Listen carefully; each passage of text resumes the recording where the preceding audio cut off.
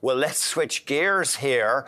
After more than 50 years of trying, nuclear fusion may be taking a step closer to becoming the world's newest energy source. We're hearing about what the Americans are hailing as a fusion breakthrough.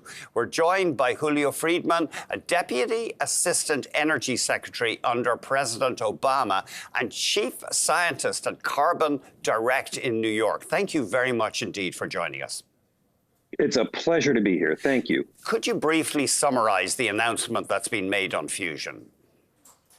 Sure. So this is might be a step forward. It is a step forward, and a big and important one. Essentially, they finally got more energy out than they put in.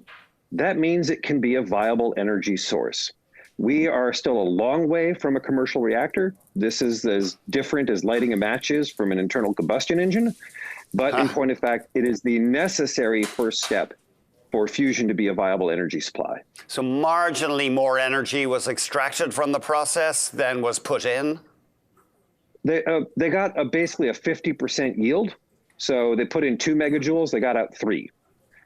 In order for this to be commercial, they will need more like 20 or 100 times. But that's just tuning the lasers. Like, the fact that they did it makes a big difference. You often hear that fusion engineers are trying to replicate what happens within stars. Tell us the role of the lasers here. Yes, so there's 192 lasers pointing at the fuel capsule. Any one of those lasers is the most powerful laser in the world.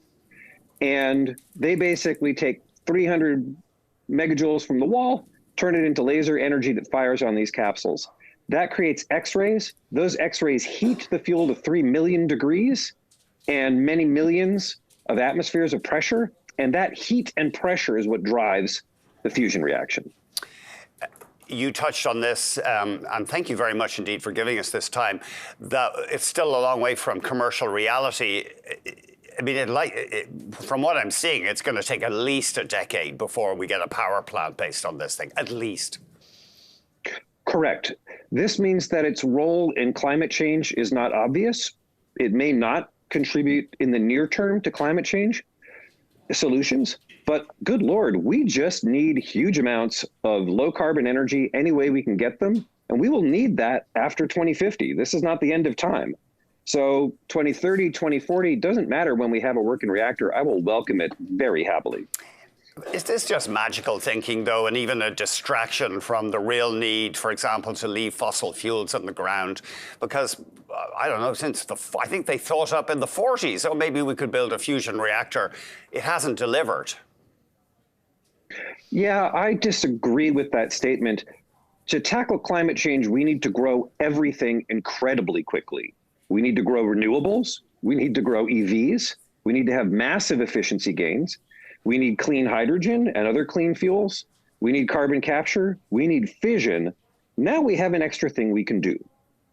We have to grow the pie large and fast. This is not a zero-sum world. So it's not a distraction. It's another option. And if it takes 10 or 20 years for that option to materialize, it'll still be a useful option. I suppose some scientists might say, well, if it takes 20 years, it's too late to prevent the disastrous climate change, 2 degrees centigrade, for example.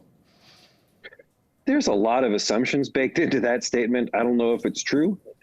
It is also the case that we don't know what the world will look like in 20 years or 40 years.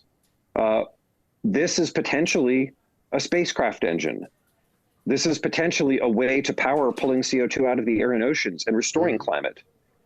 We have to be optimistic and creative about the ways in which something like fusion power could be used. We are a long way from there. Like I said, it is a match, not an internal combustion engine, but I still welcome it because it will generate heat and it will generate light, and we use every bit of those we can get. Humanity has never used less of any energy. So if we can get more clean energy, that's a win. One thing I'm curious about, we hear about thorium reactors, small modular reactors, fusion. Why are we not, as a society, putting hundreds of billions into these technologies, even trillions, if we need them so urgently? I mean, I know there's substantial funding, but why is it not like America developed the atomic bomb or the B-29 bomber during the States? Oh, the Norden bomb site. It was just, forget it, we're just going to spend what's needed. I'm pleased to say we are starting to spend that money. Things like the Inflation Reduction Act, the Infrastructure Investment and Jobs Act, the CHIPS Act, the 2020 Appropriations Act, we're getting there. And we're on track now to have a tripling of funding by 2025. That is not enough, but that's good. One of the things that we learned in government is that if you grow it too quickly, you end up wasting money. Mm-hmm. So a fast ramp is better than an enormous jump. So the fast ramp is what we're on. And we will ultimately need tens of billions of dollars of innovation. We will need trillions of dollars in deployment. That's just the arithmetic. And the nations of the world are starting to true their understandings around such things.